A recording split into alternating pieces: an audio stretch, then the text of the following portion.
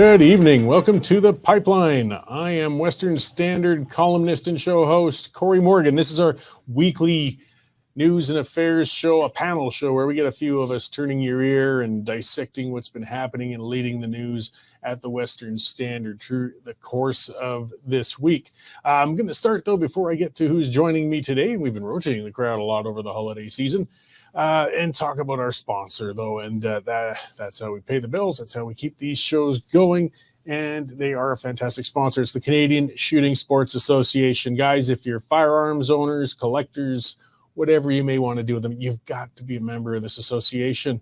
It's important. There's all sorts of resources, access to gun shows, shooting sports, things like that. But as well, they lobby on your behalf because you have a government that's trying to take away your right and ability to have those firearms. And if you don't stand up for yourself, they're going to win. And there's safety in numbers. You got to join an association to protect your rights together. So check it out, cssa-cila.org. It's the Canadian Shooting Sports Association. And take out a membership, guys. It's well worth it. All right, I'm joined today. I'll start on the end. It's been a while since we've seen him here on the end seat there. Our news editor, Dave Naylor. How's it going, Dave? Good. Thrilled to be back with this weather. I'm thinking it's going to be minus 36 in the morning. Going to feel like minus 36. Derek's off today, so I'm thinking of declaring the rest of the week work from home week. I would second that. What a great idea. Just be happy that we have indoor jobs anyway. Yeah. I mean, That's true. Yeah. That is true. There is that. Okay, well, we'll see how that goes. I'm sure he's probably not watching the show anyway. So, and of course, as we're always joined by opinion editor Nigel Hannaford. Hi, Nigel. How you doing? Tanned, rested, and ready. Oh, good. Yeah, everybody's kind of had a break. I'm escaping for mine pretty soon here, but Coward.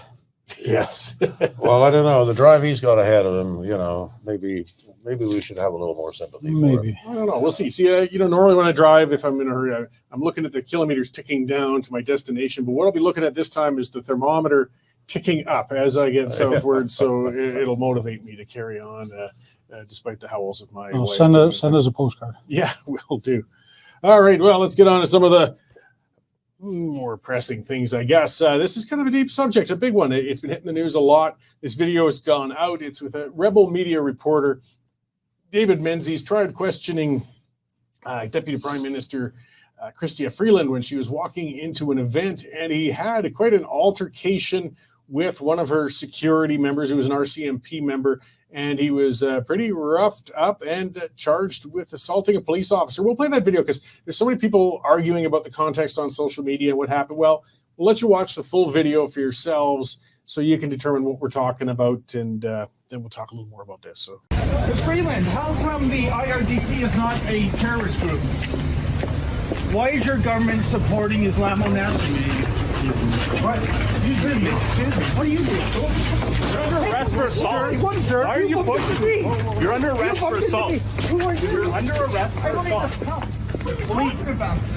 Police, you're under arrest for assault. How am I under arrest? You bumped into me. You pushed into me. I was just scrubbing. I got my credentials here and you just bumped into me. So excuse Police, you're under arrest. me. What is your name and your badge? What is your name and your badge? You've been told you're under arrest. Why am I under arrest? He blocked my way. What? I was just scrumming Chrystia Freeland. I'm a police officer. You're under arrest. What is your name and your badge number? Assaulting a police officer. How is that possible? Okay, because You assaulted me 3 years ago when blackface was back. I was very aggressive. What was happening? You mean I was asking questions aggressively? No, your actions were. You were almost pushing everybody over. That's how it appears. Lincoln, you got this on video, right? He's saying I'm pushing people over? Yeah, That's an absolute falsehood. There were feet were shuffling. So now it appered that way. That's what you're saying, officer? It appeared I was pushing people. I didn't touch a single person. That was a little bit aggressive for what was happening. Get that. You're under arrest. Please Okay. take the microphone out of my face. Well, I'd like an ongoing record of this. Can I have the microphone? Can I have the microphone? Can I have the microphone? Can you give? I'm not officer. Take your hand out. Why am I under arrest? I'm just doing my job. Resist. You don't need to resist. I don't have. You don't have to say anything. You know the drill. I have nothing to hide, officer. Welcome to Black Faces Canada.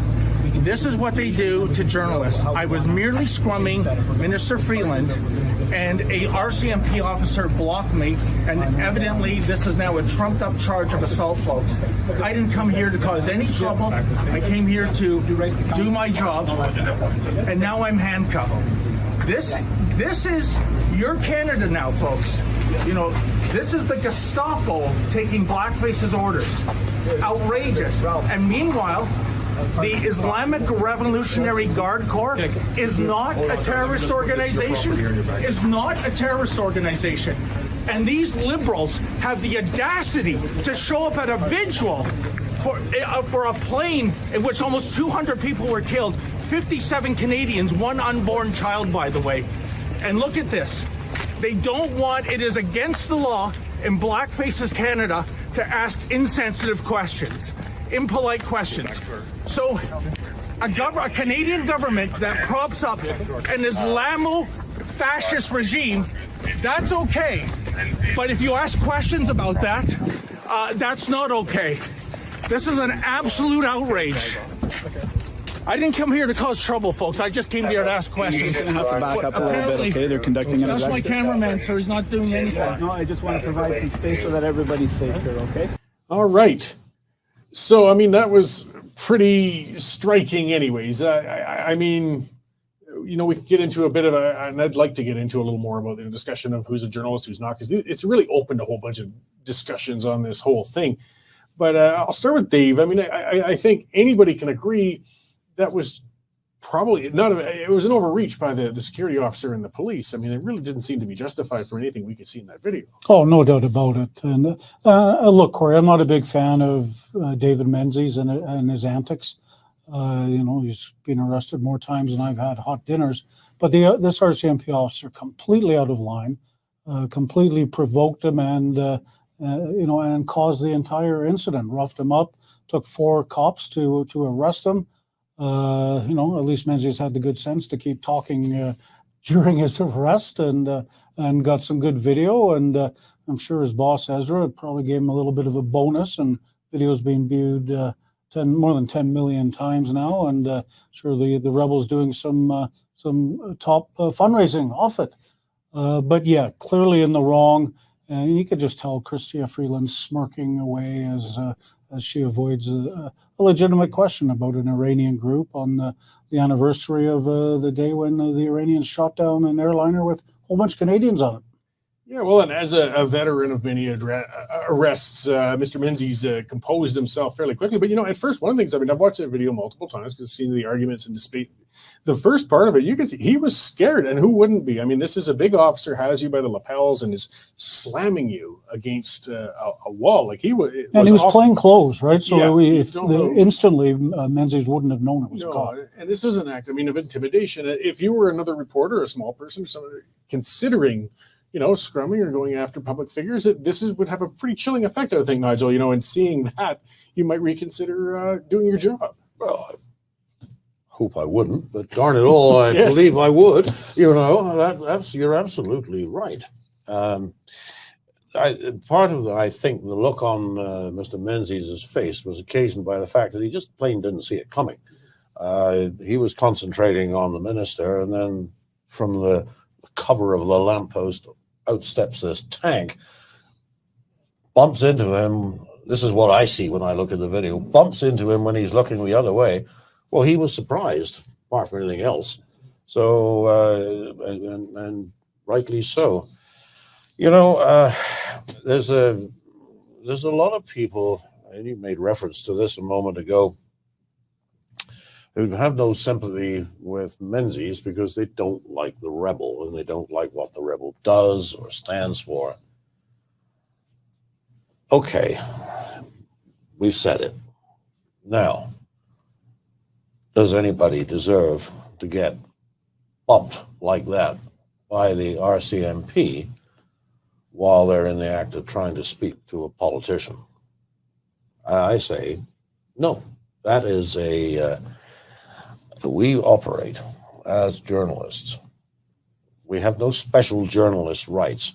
We operate under the same right that every other Canadian citizen has of free speech, free expression, and the right to address a politician. Now, there is a time and a place for everything, and you can expect that if you make your move at the wrong time, you probably will be rebuffed, but not necessarily out of spite, merely out of the fact that, well, we can't really talk right now. But it was noticeable. I mean, we all know that they don't like the rebel. They don't like us, but my word, they really don't like the rebel. Can't even get recognized as a newspaper. They don't get admitted to Liberal Party events. It goes on and on and on. So there's clearly, the RCMP knew who Menzies was. Here comes the minister. Menzies is going to make his move. Whether it was a misplaced act of gallantry or some more sinister explanation that I hesitate to even speak about on the air, what happened, and it shouldn't happen, because if you had been walking by, or as a person who is not involved with the media at any time, see Minister Freeland and just wonder who that is. Minister Freeland, when are you going to recognize, when are you going to condemn the IRGC? You shouldn't expect to get slammed against the wall by the RCMP, but you've as much right to ask that question as the journalist has. We're operating under the same code. Absolutely. And I mean, again, that's why it was so important to play this video, because I've seen a lot of apologists or people making excuses. I mean, had Mr. Menzies been aggressively approaching, if he'd been sprinting towards her as if he was going to make contact, or if he hadn't even been with a camera person, I mean, it would be clear to anybody seeing this is a person doing a report. If this was a run-of-the-mill civilian making a run at a minister, I expect the RCMP to get in and make a block and say, excuse me. But even then, you block them off. You don't grab them and slam. And again, that absurd charge, which was dropped, some hours later, of assaulting a police officer. I mean, really? He obviously, the RCMP officer obviously made it up on the spot. Okay, how can I get this guy out of the way? Oh, he bumped into me. That's assault. And as you say, it took 4 hours before somebody came to their senses and said, we better let this guy go. The process is the punishment by that point. Yeah. I mean, you've shaken a person up, you've scared them, you've locked them up. And it's going to cost them a lot of money. Yeah. Because, Ezra is going to unleash the lawyers, and he's going to win. He's got the case. Sure and does. he's got the video evidence. So it's just a matter of how much he'll settle for. That's the other journalism school takeaway here, is if you're going to talk to a Liberal cabinet minister, you better have a camera running while you're doing it. Yeah. Well, if one of my reporters saw Christopher Freeland walking down the street, first of all, they would think, she's not in a limo. Isn't she always in a limo? And then I would expect them to go and engage and talk to him and try and get a story out of them. And as you say, what if it was a constituent, on Freeland's writing, and has got a problem, and, barking dog or something like that, and wants to complain? Do they get tackled by RCMP? No, Scary. And I mean, we got police as well, where it's a tough job. And, they get questioned on a lot of arrests. They get questioned in a lot of circumstances. When we do see on video a clear example of an officer making up a charge against somebody, that adds to mistrust of police in general. When people see that, quite often when you hear some criminal say, I was falsely accused, this and that, people roll their eyes. Well, you start to see more of this, and you start, well. And you can't make this up in Canada. You got one day where a cop's delivering coffee to Hamas protesters, and the next day they're busting reporters. Like, what is going on with police in this country? Well, and there was many officers there too. I mean, if it was one officer going rogue and getting out of control, I'm going to guess perhaps this gentleman was the senior officer on the scene. I don't know. But none of the others raised their hand and said, maybe this is settled now, we can stop. I think there's a pecking order in police services generally. Like the state troopers give way to the FBI, and in Canada, somebody comes along from the Prime Minister's personal detail and seems to take control of the situation, because that's where this fellow was from. The provincial police are going to say, I guess they've got it there, haven't they? So we're not going to interfere. And it looked like City of Toronto officers. Yeah. Or no, it was in Peterborough. So whoever it was, they are not going to call out their senior colleague and say, hey, look, I think we've got a problem here, especially when they know it's being filmed.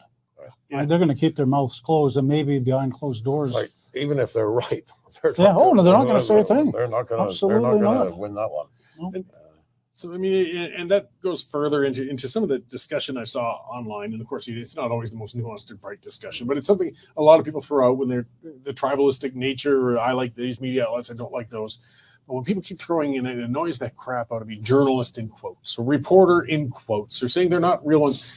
I mean, just to clarify, for one, there is no actual certification for who is or isn't a journalist in Canada. It's a definition of a that role. Continue. Well, and I certainly don't want the government saying, well, you're a journalist and you can do this and you're not a journalist, and go away. exactly. I don't want to see that. That I mean, would be shocking. but it's a discussion worth having. People better realize, Yes. it's not up to you. It's not up to the government. It's not up to anybody to define who is or isn't a journalist. You can say it's a bad journalist, an incredible journalist, a tasteless journalist, fine. But they're still technically, if they're reporting on something, a journalist. I mean, I had a conversation with Mr. Menzies yesterday, and he tells me that he spent 3 years at Ryerson University when it was called Ryerson. Came out of there with a journalism degree. Even if there was a professional designation of journalist, I would hope that 3 years at Ryerson would satisfy the critics, plus 25 years since working in the industry. I mean, like you said, good journalist, bad journalist anyway. Yeah. Yeah, you may not like their style or how Right. they go about being a journalist, but you can't argue who's a journalist and who's not. Well, and people try, and it's just frustrating. I mean, if we get into regulation, this was kind of unexpected, but it was something that came up earlier, and you've written on it, Nigel, with the CRTC is hinting at coming up with codes of conduct. I mean, that's quite a regulatory step towards actually saying who's a journalist or who isn't, and what you're even allowed to do as a journalist or not. That's kind of distressing. I mean, honestly, Cory, David, we're not a long-lived breed, but I expect, nevertheless, to live to see the day that we have that kind of licensing for journalists. I am told anecdotally that they already have it in Great Britain. I find that hard to believe, and I haven't checked it out. But the person who told me had been at a press conference where, all right, boys, let's see your licenses. And we go, well, here we go again, sort of thing, And he came to the Canadian and he said, well, we don't actually have a license to be oh, don't you? Oh, okay, well, fair enough. You can carry on. Really? Is that how far things have fallen? I relate it as an unattributed anecdote that I have not checked the truth on yet. I only heard it very recently. But certainly there are many places in the world where you don't just get up and start writing. You have to have permission. And Canada at the moment is not one of those places. And may that continue. I just don't have a very happy expectation that it will. No, anything the CRTC does, they mess it up. Yeah. They couldn't organize a booze up in a brewery. But it is scary to think of. The code's going to say, you must stay 10 feet back from any politician. And, it's... I'm not sure we'll get far. Geez, David, I don't know. I mean, the only thing I can think of that would be worse than an inefficient CRTC was an efficient CRTC. Yes, good point. Maybe we should just hope for at least a little incompetence in the administration of this, should it ever come about. Well, their middle name is incompetence, so I'm sure it'll be there. Well, that'll be the one thing they get right. You mark my words. Well, and I just always like to remind folks in situations like this, when you're talking about empowering a government further, and even if you like the current government, just remember it's not always going to be a government you like. And if you've empowered them to step on those sorts of rights, when a government comes in that you don't like, the journalists that you enjoyed before suddenly might find themselves being shut out from communications or the ability to report. And everybody, again, has done a disservice all over again. Well, Nigel, you worked in the PMO with Harper for Yes. 10 years. Now, that was a guy journalists hated. Mhm. Journalists did not like Harper, but he wasn't blacklisting anybody or sending his RCMP thugs to arrest anybody, was he? No, he did not. And I actually, I was thinking about this very thing and wondering whether something had changed in the years since I was voted out of office, so to speak. I was, for the benefit of those who don't know the Hannaford story, I was a staffer. I wasn't an elected person, but I was looking after the Prime Minister's speeches for about 6 years. And in all of that 6 years, I had the opportunity to hang out, I guess you would say, with a lot of these RCMP officers, because they were the only people on a trip who were close to my age. And, it's either that or join the young staffers while they sit there on their phones, and instead of trying to hit on each other, that's what they would do. Anyway, so I ended up gracious enough to make room at the table for me. And they're a pretty good bunch of guys. And the men that I and a couple of women who were on the PMPD, who I knew between 2009 and 2015, I would not expect this kind of thing from any of them. There was not one that I thought, well, good job he's on our side, but he is a bit of a thug, No, there was none of that. This took me completely by surprise. So they're getting their marching orders from somewhere, aren't they? That's a conspiracy theory, Dave. Well, perhaps. So just that attitude, though, thinking that it's within their rights to do that, and you got to wonder where that's come. Again, it might be a rogue one, but we've seen a lot of, prime ministers chafe at media often. Mr. Polyev, if he becomes the prime minister, I suspect it's going to be a prickly relationship, but I haven't seen indications that he wants them muscled out. He'll just munch an apple and ignore them, which drives people wild. And some people might say it's an inappropriate thing too. That's fine, but it's better than he can do it once. Sending the thugs after them. Anyway. Oh, that's for sure. Mind you, we have another, people probably forget about this, but it must be about 25, 26 years ago. But one day, Mr. Chrétien was irritated by somebody who was being abusive. Yes, the Shawinigan handshake. That was, I guess that guy probably didn't do that again. No, probably not. That was one of the few times I sort of applauded Prime Minister Chrétien, though. It was an inappropriate case. This was a person coming out of nowhere, approaching a prime minister. He'd gotten past security and within arm's reach of Prime Minister Chrétien. Younger people might not know or remember. If you Google the image, you'll see he grabbed hold of him by the neck and he muzzled him aside. It was quite his popularity went up right after that. He did. That's one case where the prime minister's personal detail was there for the protection of the crowd. Yes. He was from the Shawinigan back streets. He was. Don't forget the Inuit sculpture to the head. You remember when the guy broke in? His wife Eileen. His wife clubbed the guy with Inuit sculpture. Yeah.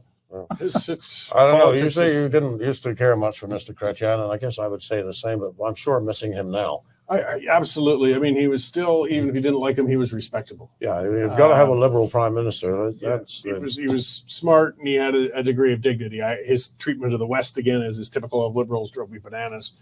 But I wasn't cringing in fear whenever he'd go overseas representing the country versus today when I just wish Trudeau would extend his vacations year round, to be honest, because he just can't seem to get through one without a problem. But, you should check it out with Mr. Biden. Apparently, Mr. Biden knows some good spots and spends a lot of time there. That's a different show altogether. World revolution together. Yeah, there's some with those tropical islands. God. All right, well, let's move on. Finally crossing the line. That's my job in here. Well, approaching the line. It's whatever line that might be. Let's talk about a policymaker who seems to have won an award, a liberal policymaker, one of Trudeau's top ministers. Dave, yes, Guilbeault has been honored. This is a well-deserved award, Corey, from the Macdonald-Laurier Institute, a think tank. They have named Guilbeault Policymaker of the Year for basically doing everything that he can to destroy the economy, from straws to plastics registries to electricity regulations to clean fuel environments. He has done more to screw up the Canadian economy than anybody else. And the Macdonald-Laurier Institute gave him this award, and I'm sure he proudly accepted it.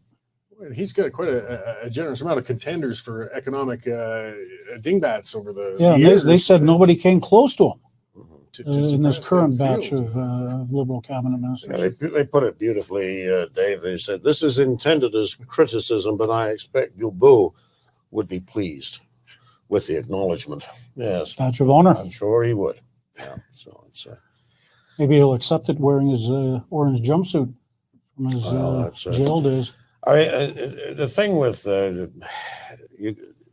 there's actually an excellent analysis. This isn't just like an organization putting up its New Year's credits or anything like that. It's not like the Taxpayers Federation and their teddies. Even the Macdonald-Laurier Institute actually does a lot of nuanced policy discussion. And I think the CTF would say that it did too. But Yes. I'm not knocking them. I love them as well. Yeah, but look, there's a 3-page article in their January report, and they actually lay out 4 things that they put to Mr. Guilbeault's account, which any one of us who live here, work here, try to make a living here, say, yeah, that's exactly what's going wrong. So the first one, of course, is the carbon pricing scheme. The second one is the clean fuel regulations, and clean fuel regulations does not mean clean in the sense that you normally use the word clean. It means fuel which has not burned other fuel to produce. So if you're pumping heat into a SAGD setup in Fort McMurray, well, that's burning fuel. Well, the less fuel you burn, the cleaner the fuel that you ultimately produce. I mean, it's economically efficient to a degree, but when the requirement takes you past the point of an economic return, then it's serious and damaging. So carbon pricing, clean fuel regs, and it's interesting that, just as they make this point in this document, that even as they are asking producers to produce cleaner fuel, they are, by other regulations, destroying the market for that fuel by announcing that by 2035 you won't be able to buy a gasoline-powered car to put your clean fuel into. So they're hitting both sides. And you go through the whole thing here, and it is so obvious that the minister has been given a blank check. Go do it. Do whatever you can. We're going to save the earth? No, but we're certainly going to screw the West. And that's a good thing, because there's just that kind of disaffection for anything to do with Alberta, anything to do with Western Canada, which we don't have to assume it. We don't have to conjecture that it must be so because of the actions, which is one way of looking at it. We can just go back over the Prime Minister's past comments, both when he was in office and when he was just another backbench MP. These things like, problem with Canada, there's too many Albertans running it. That was during the Harper years, obviously. But I mean, there's a long list of these comments that he's made. He clearly doesn't like this part of the country and the values that it has. So, I mean, is it sloth on the part of the Prime Minister just saying, here, I'm going to give it to this crazed ideologue? And that's what he is. I mean, as you mentioned, the picture of him with his manic eyes and that grin in an orange jumpsuit while he's being led away in chains. Like, this is a guy who climbed on the roof of Premier Ralph Klein's house to protest in the past. He crossed all sorts of lines. Now he's one of the most powerful people in the country. Does Trudeau agree with this ideological agenda of Guilbeault, or does he just not care? He's not paying attention, just saying go for it. I think he's sitting on the beach in Jamaica and basically saying to Guilbeault, go for it, because I think this is what he wants his legacy to be. Yes. When people look back in 30 years, he's going to say, well, I started the Green Revolution in Canada and we ended up saving the world. Despite the fact Polyev, when he gets in, is going to change everything back to normal, hopefully. Well, but I think it's his legacy plan. Well, it is his legacy plan, and he's been very faithful to it over a long period of time. Back when Gerald Butts was actually in the Prime Minister's office, and in the years leading up to when he had to leave, there was a public occasion. I think it might have been in Edinburgh. It was in Ontario somewhere, a small town meeting, and he said, well, we've got to phase out the oil sands. Now sometimes when people make these kinds of statements, you think, well, that's ridiculous. Nobody's going to phase out the oil sands. It's making too much money. It's carrying the country. It's this, and this.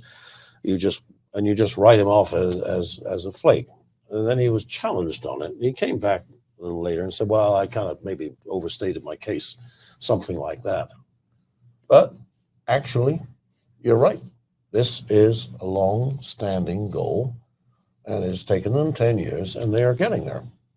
And if we don't have a change of policy, which I think is going to require a change of government, they may end up achieving their ends. Well, that's it. I mean, as the headline, you know, the Standard said, ruthless, reckless, and damaging. Like, he is just a wrecking ball coming in there. I mean, the courts have tried to rein him in. There's been a couple of pretty landmark rulings saying you guys have overstepped the Constitution. Your plans, your regulations are going too far. You're going outside of your jurisdiction. In both cases, they're just kind of like, well, Yeah, he doesn't seem to care. care. You know, we'll take another look at the rules and maybe rewrite it. Rephrase. You know, and it's going to be interesting 2024 what the relationship is with Guilbeault and Premier Smith of Alberta.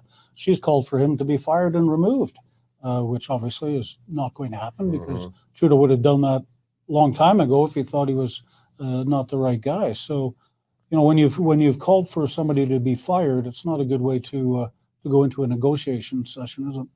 So there's one other thing that's in this article that I think is worth repeating because one doesn't like to sort of conclude on a note of despair. And the author, I don't know her personally, but I have had some dealings with Heather Exner-Perot. And she just says, it is often said that if you want to go fast, go alone, but if you want to go far, go together.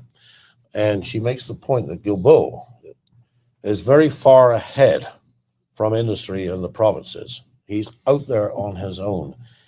And in fact, most Canadians are trailing in the dust somewhere, and certainly the provinces are, as you were just saying.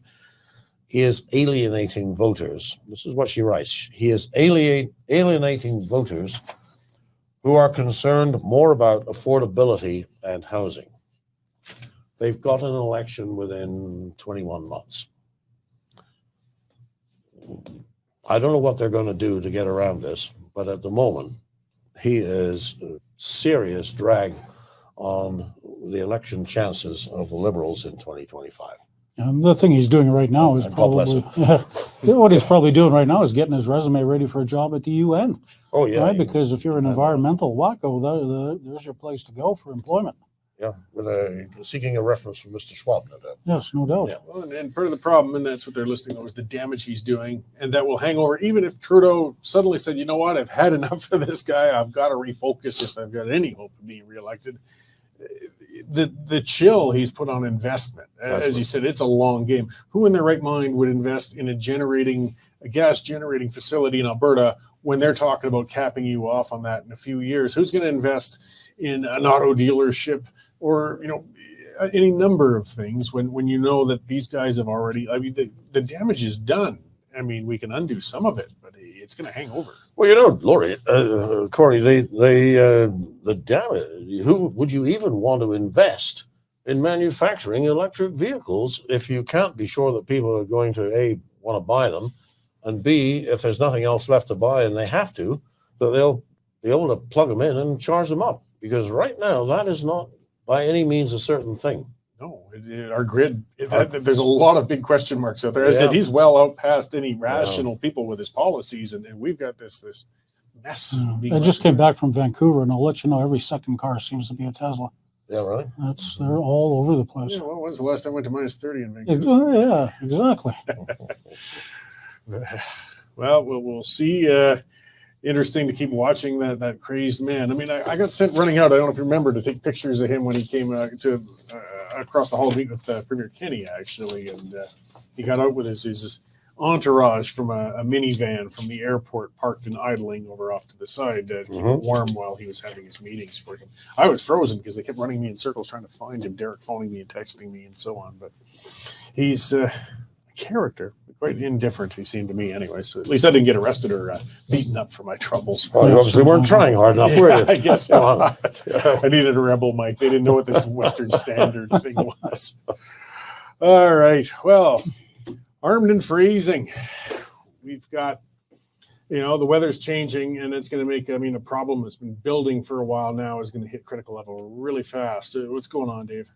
Yeah, as I mentioned earlier, going to be minus 36, like it feels like in the morning.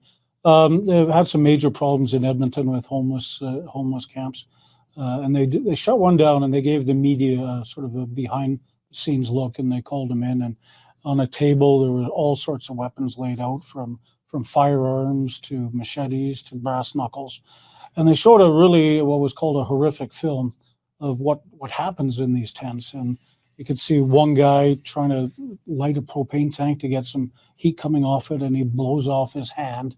And he eventually dies from his injuries, and other people die in fires because they're too intoxicated to save themselves, and it's a real mess. This week, the government announced in Alberta opening up another 150 emergency shelter spaces in Edmonton. So, you know what? If people want to go, there's room for them. But a lot of the homeless don't want to go. They don't like the shelters. It's dangerous for them. They can't do their drugs in the shelters.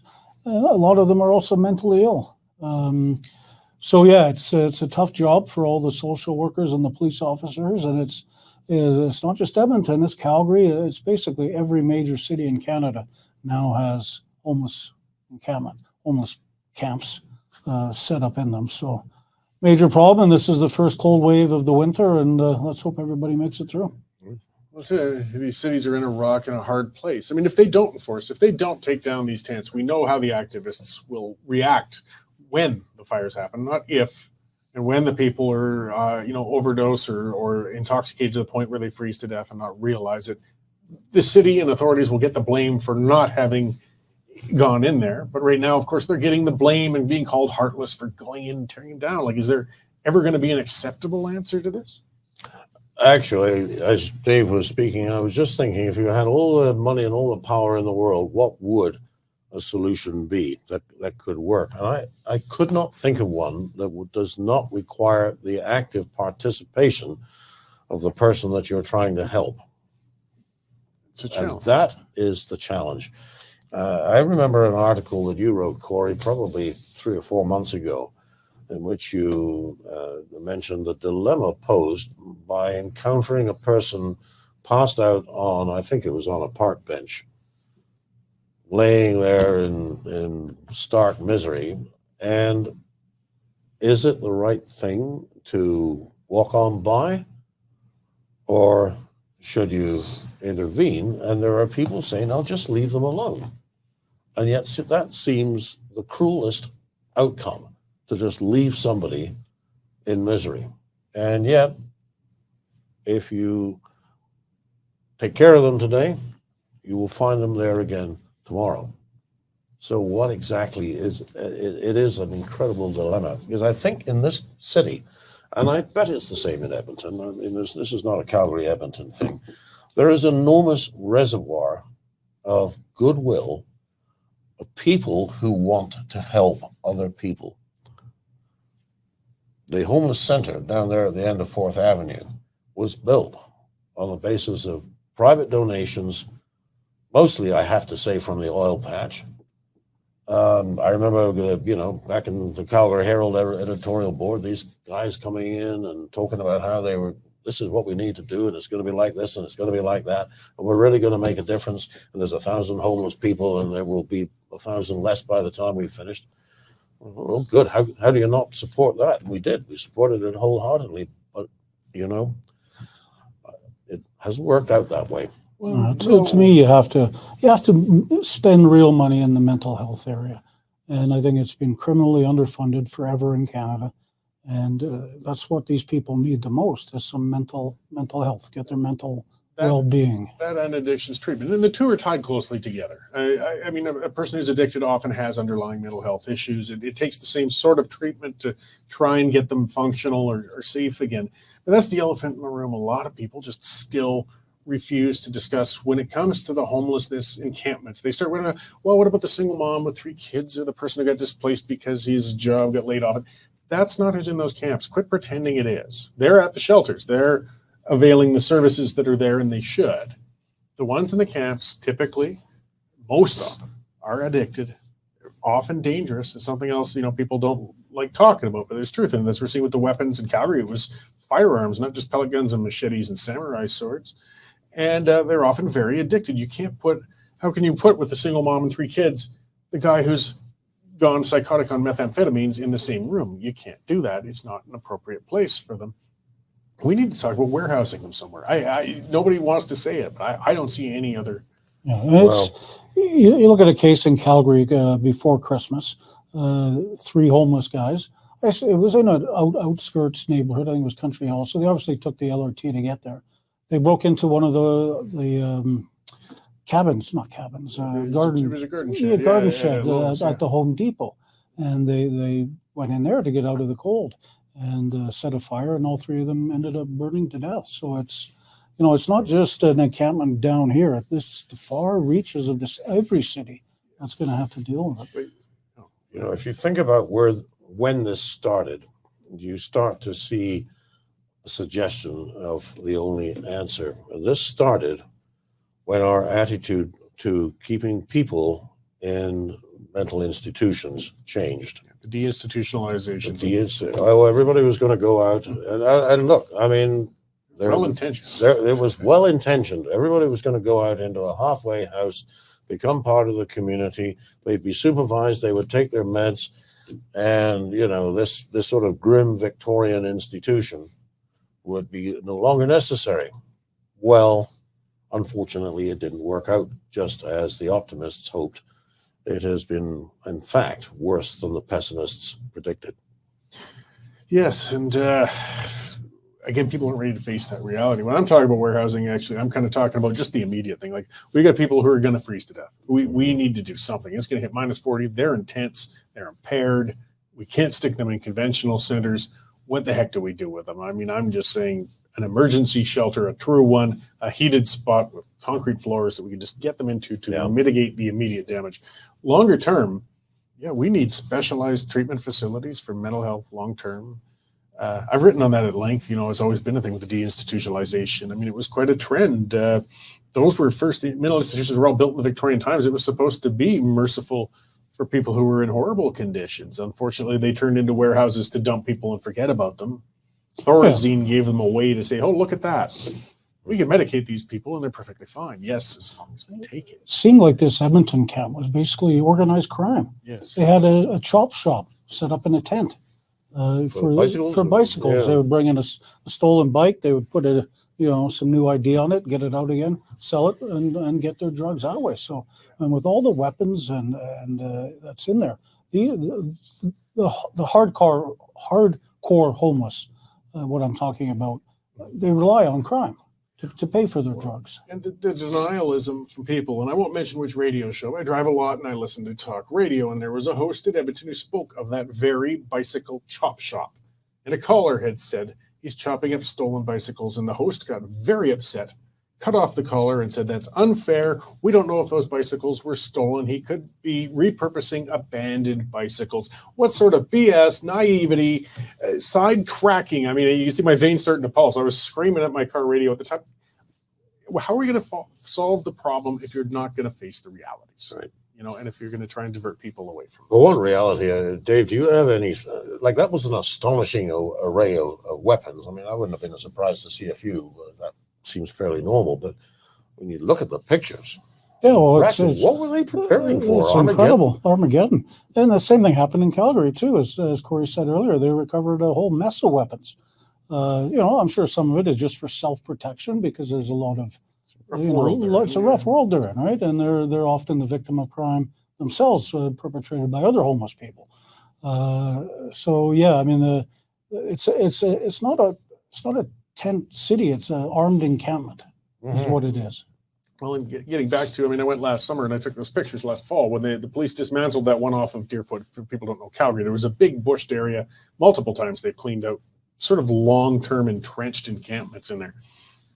And the waste I saw, we published a bunch of pictures of it. Hundreds of propane tanks, truckload after truckload after truckload of garbage. And they burned about half an acre because of a fire that got out of control. And of course, there were old syringes and pipes and all sorts of things everywhere, drug paraphernalia.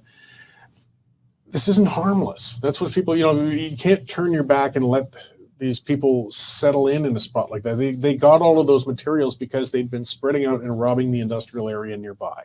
Businesses trying to function, coming in the morning and their gates have been cut and metals have been stolen.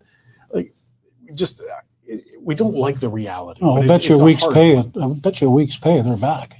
Probably.